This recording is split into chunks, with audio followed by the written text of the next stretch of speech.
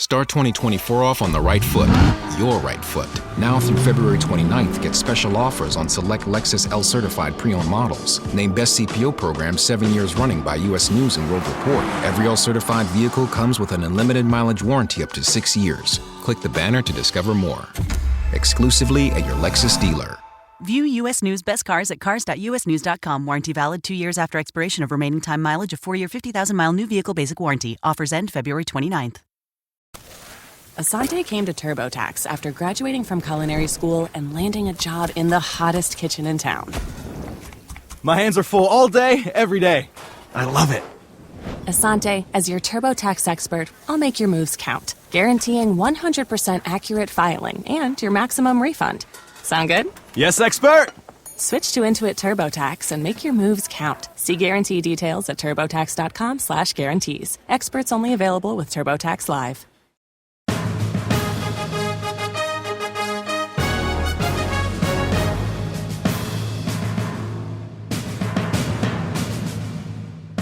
Thank you for taking time out of your day to listen to our podcast. This is I Compete, Building Your Empire with John Hewitt, live from the castle. Hi, I'm Roberta Barrett. I'm John Hewitt's producer. You might be asking, who is John Hewitt? Well, he is the Hewitt in Jackson Hewitt Tax Services. If you want to find out more about John Hewitt and what he's currently doing, go to loyaltybrands.com. That's loyaltybrands.com, or find John T. Hewitt on LinkedIn or Facebook. John Hewitt's made over 1,000 millionaires, and you could be the next one. Here is your host, John Hewitt. Thank you, Roberta. Okay, we have a special guest calling from all the way from Long Island today. Matt, would you tell the listeners about yourself and your career? Hey, John. Matt Rivera here. I'm the CEO of the Inspection Boys.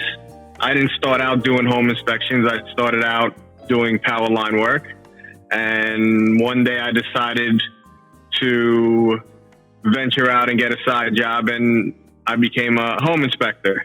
My side job quickly became more enjoyable than my real job, and I decided I wanted to make it more permanent and started looking into how to make it a career. Over time, I developed a system and put everything in place. We started teaching it and started the Inspection Boys. I brought on 2 partners, Bridget and Rob, and we've been franchising now for 4 years. And now we have you guys as our other partners, which we're super excited about. And, you know, the future's looking really good. Awesome. Powerline sounds scary to me. Are you one of the guys that rode up in the bucket up and touched or came close to touching the power lines? That was me. I got in at 18 years old, fearless. I would climb the pole with hooks or go in the bucket. We would work on anything from, 7,000 volts to 20,000 volts. Yep, it would buzz in your face. You'd get zapped. It was a different world. And was it 24/7, 365? It was. That was the reason I started looking into other jobs and careers. Once I had my family, it was to make the money you wanted to make. You were on call 24/7. You had your regular job, but the real money came with emergency work. When storms would happen, when a hurricane would come through, ice storms, when there was an emergency, you were working 24/7 until it was finished. And I imagine, how cold does it get in January, February? You were in Long Island, I assume. How cold does it get? It gets cold, 0 degrees, 10 degrees, and it's the wind chill that does it to you. It's the wind chill, and it's when you're working outside for the power lines, you have to wear certain clothes, and the equipment you have to wear working in the bucket is rubber, so there's no way of keeping yourself warm. So it beats you up. It beats you up fast. Well, as someone that just talks and thinks, working outside in any capacity is frightening. So how many years did you make it? I was a lineman. I started at 18 and I went to 30 basically full time. At 30 is when I stopped to do home inspections full time. So I'm 12 years, full time, 24/7. Okay, so you're working for the power company and you decide to leave. How did you pick home inspection? Well, I love real estate.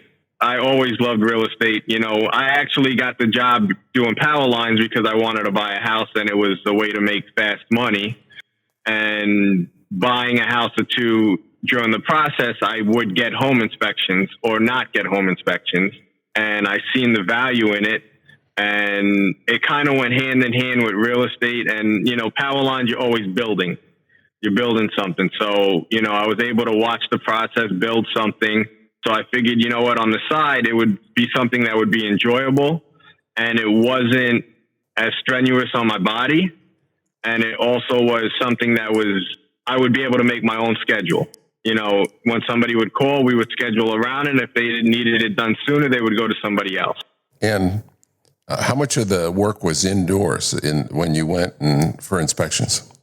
Indoors, I would say about 75% of the house is indoors. You're outside for 20% of the house. And if it's raining or snowing, you could speed that process up by knowing what you're doing and being more efficient and taking better pictures. So are there checklists involved in what you do?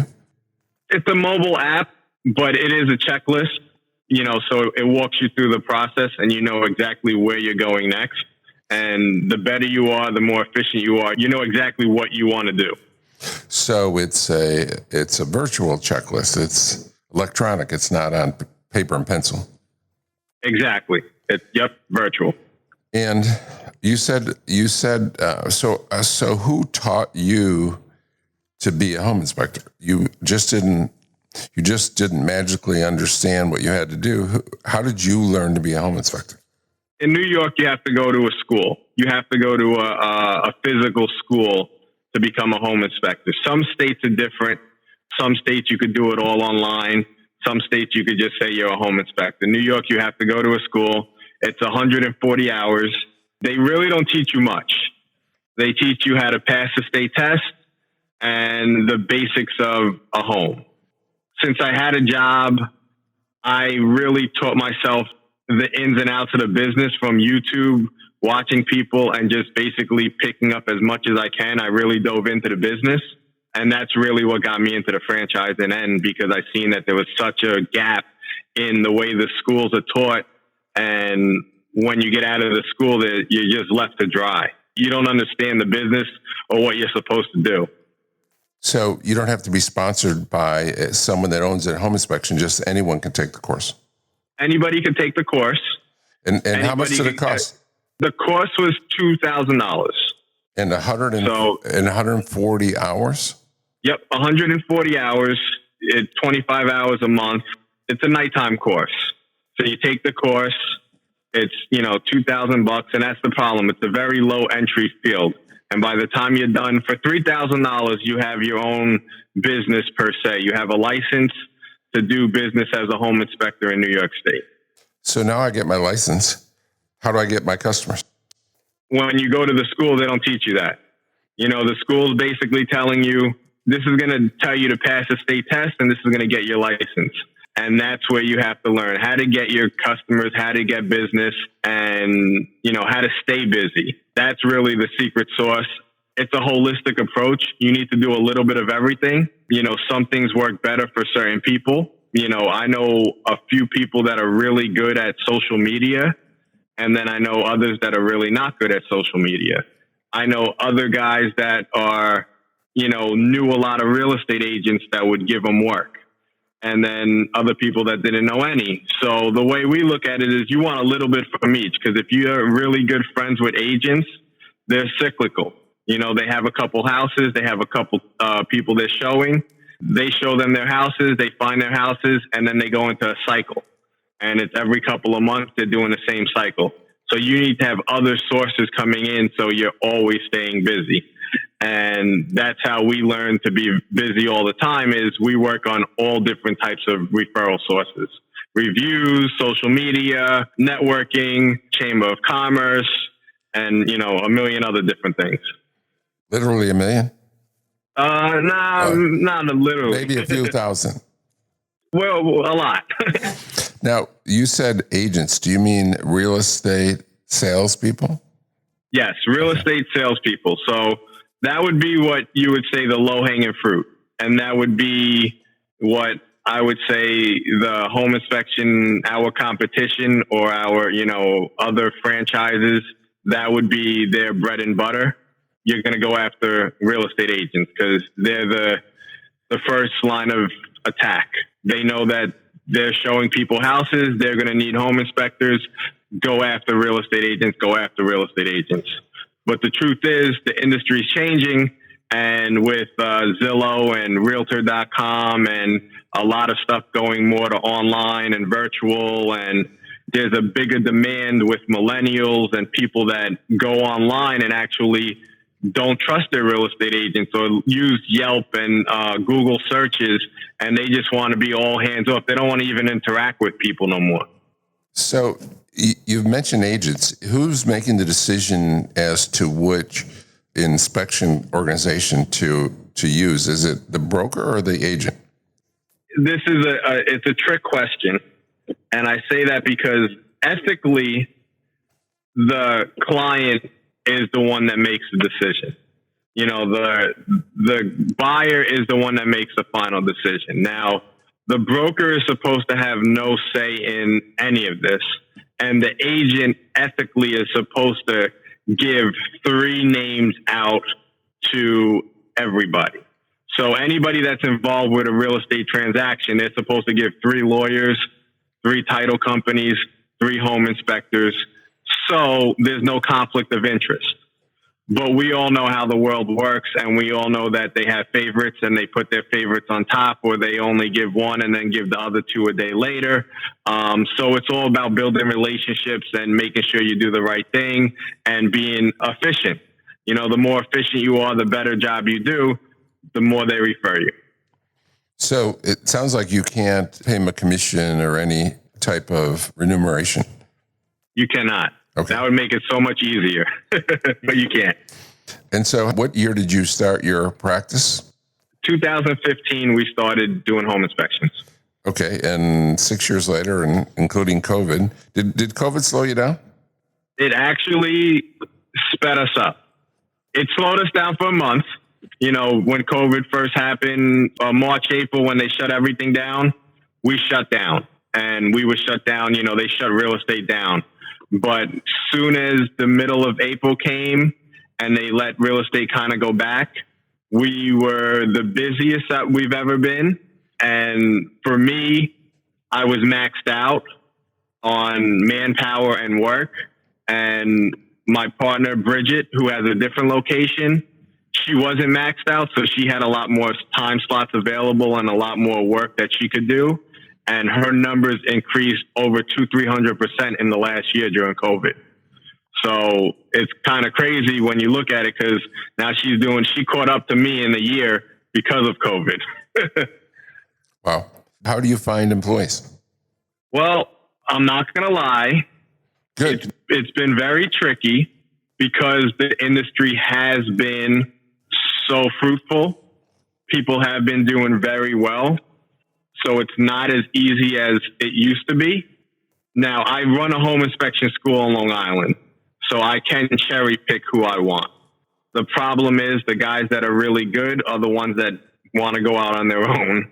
So it's running a fine line. The way we do it now is we cherry pick the ones from the school, and we interview them, and, we go about, make sure they align with our values and make sure they want to do the right thing, and, make sure that they're in it for the long haul, and they don't want to just take our systems, take our agents, and learn everything we do and start their own practice. How did you get a teaching job teaching the school? So when I was leaving the power lines, I was, nervous. It was, one of those things where you read a book and the book says, you got to burn the bridges. So I was going to burn the bridges and just leave the job and not have anything lined up. And the business itself wasn't doing good. It was doing okay. If you looked at it as a numbers thing, it wasn't even doing okay. It was just, I knew it had a lot of potential. So I said, all right, in 6 months on May 13th, I'm leaving my job. And mentally, I said to myself, if it doesn't work, we'll figure it out. But on May 13th, I'm leaving my job. So, you know, you got the emotional roller coaster. Oh, it's going to work. It's going to work. Oh, it's not going to work. Oh, it's going to work. It's not going to work. And as I got closer, I was like, all right, well, I know I don't want to do line work anymore, but maybe I should do a little something else so I could pay some bills. And I contacted a guy that was upstate that had a home inspection school. And I said, hey, listen, would you be interested in me opening up one down here? And I'll run it. I'll do everything. I'll just use your license and we'll become partners. And he was like, I think that's the best idea. Let's go. And we set it up. So basically the day I quit my job was the first day of the home inspection school opening. Did he have a curriculum that you could use, or did you invent it on the fly? No, he had the curriculum. That was the whole benefit. He had everything set up. So let's talk about the franchise. First of all, do you need to have can you do it out of your home? 100%. Yes. And what would be the estimated startup cost for new franchisee? So the estimated startup cost is between $50,000 and $70,000. That's on the low end of the scale, especially when you think about the huge, big franchise like a McDonald's or a Dunkin' Donuts. That's a very reasonable number. Yeah, I mean, the franchise fee is $40,000. The licensing is state by state, but like I said, New York State's one of the most expensive in everything, and you can get your license for $3,000. You don't need a storefront. Equipment and everything is, you know, a couple $100. Besides that, the only other thing we require is a car or a truck, but you could lease it so you don't even have to buy it. And that's it.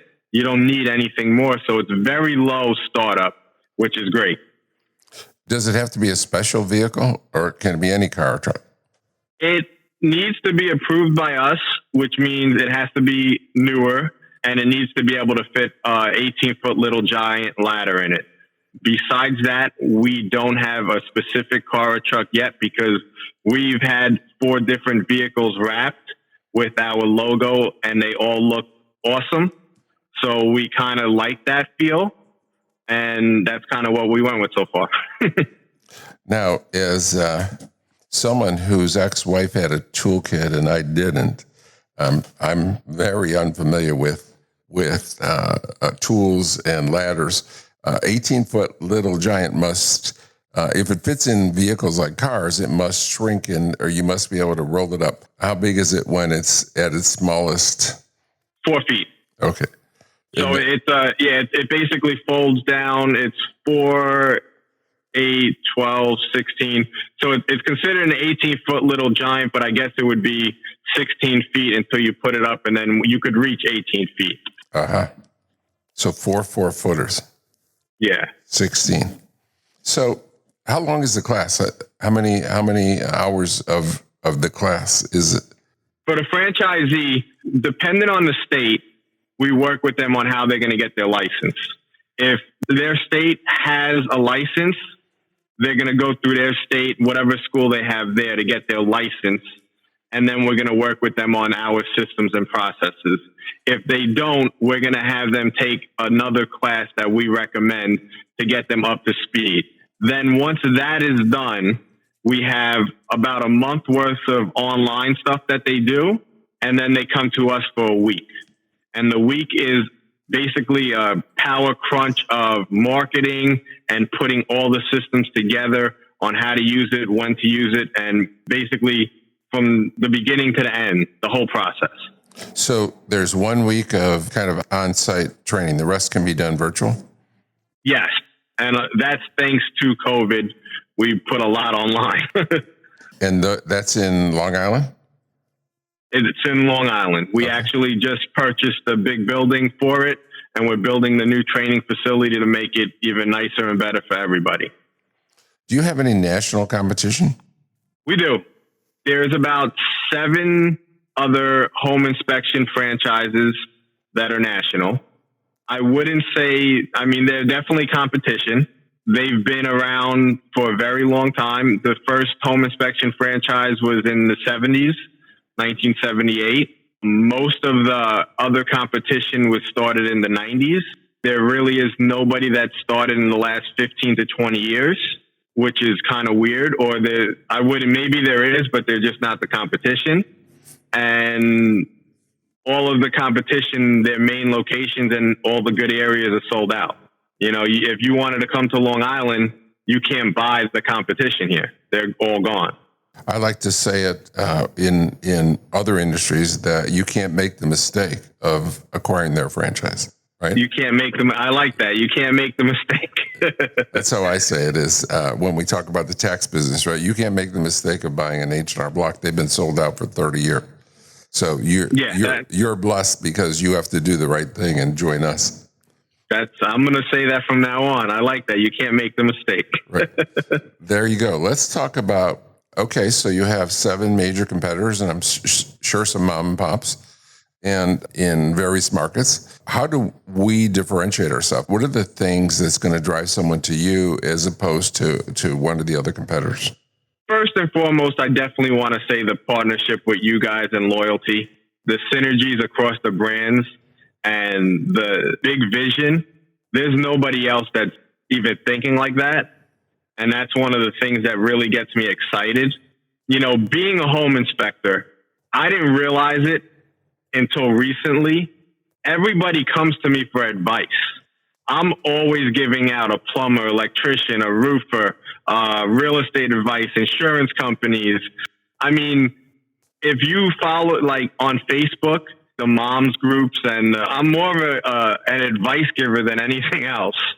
So just having that network of people and good companies around us is going to be huge. You know, knowing that I have not just loyalty, but, you know, a dryer vent company around the block that if they mess up, I'm going to go right to the owner and complain. You know, stuff like that is so important to me. That's the one thing. The other thing is all those companies that I said are my competition, them being old, they haven't adapted. Their systems and processes work. I'm not going to deny that. But their systems and processes are 20, 30 years old. The industry is changing. The world is changing. We have so much technology that has been basically brought to the forefront recently that they're not using. We're so much better and more efficient than them. And when I talk to their franchisees or the people that work for them, they're like, oh my God, I can't believe we can't use this. Maybe it's that I'm a lot more open-minded and that I teach the class and I see a lot of the new technology that comes in and I want to use it. You know, that's one of the big things. Like when I talk about the online SEO and the online marketing and, you know, when drones came out, we were the first people to get drones and, you know, the little cars that go under the houses with video cameras, we were the first people to get them. We're in the forefront. We're right there. And I think that's one of our biggest advantages. Wow. That sounds like you're making a difficult process fun. You get to play with drones?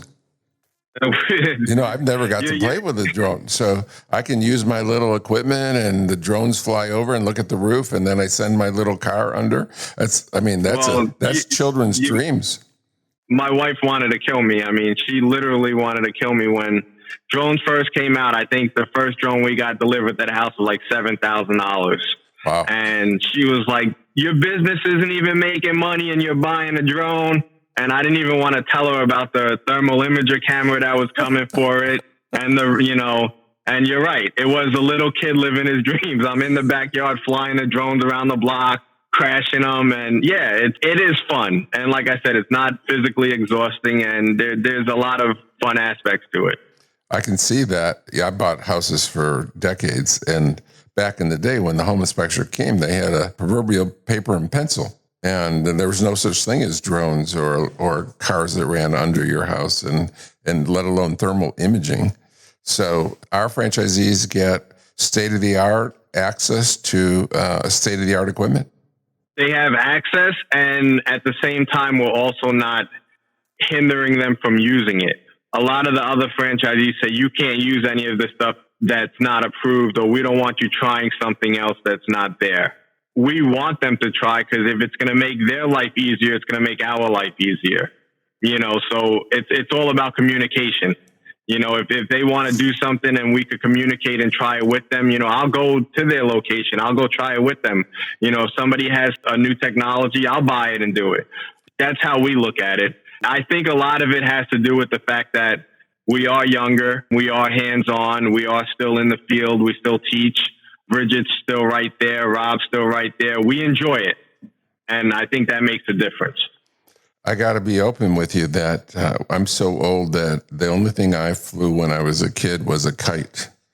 And so I'm going to come to your training, and when you're training people how to use a drone, and have some fun fooling around that I missed out as a kid. They make them so easy now. They don't crash. They fly by themselves. They're perfect. You can record everything. You'll enjoy it. Awesome. That sounds fun. How big are the territories? How many people or homes do you need to have a quality profit? So it's a population of 170,000. And that's where we started at. And that's what we look at. We're going to look at every territory and make sure that there's a couple other things that fit. But the general basis is a population of 170,000. We internally want to look to see how many offices are in the area, if it's spread out too much. There are some parts of the country where 170,000 might be really big, and there's some parts of the country where we're at in New York where 170,000 might be a town. Let me interrupt and say this, that I have one last question. We only have one more minute. So tell me this, answer this question, please. When I think of inspections, I think of personal home. Do you do an inspection for businesses? We do. We do business. We do commercial, we do multifamily, and we do consulting for investors, flippers. So there's a lot of different services in the inspections: asbestos, lead, termites, mold.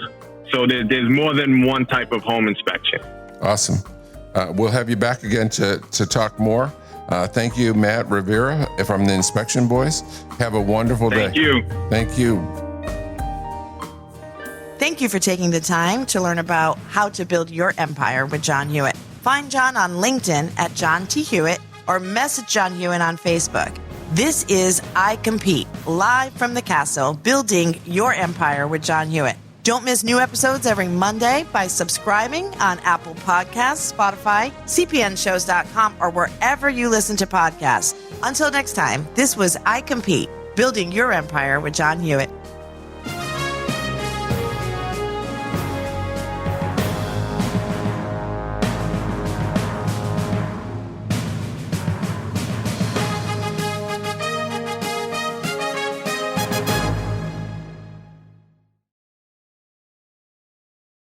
Every day, my company gets scam phishing emails trying to get money or sensitive info. I wanted to protect my employees and my clients, so I checked out CISA's Secure Our World. They've got simple ways we can protect our businesses from online threats. First, teach employees to recognize and report phishing. Next, require strong passwords plus multi-factor authentication. And finally, turn on automatic updates for your business software. To learn more, go to CISA at cisa.gov/Secure Our World. With Miller Mott College's online programs, you can choose when you study. Our online programs give you the flexibility to make education work with your schedule. Earn your degree without derailing your life. Visit us online at miller-mott.edu. That's miller-mott.edu.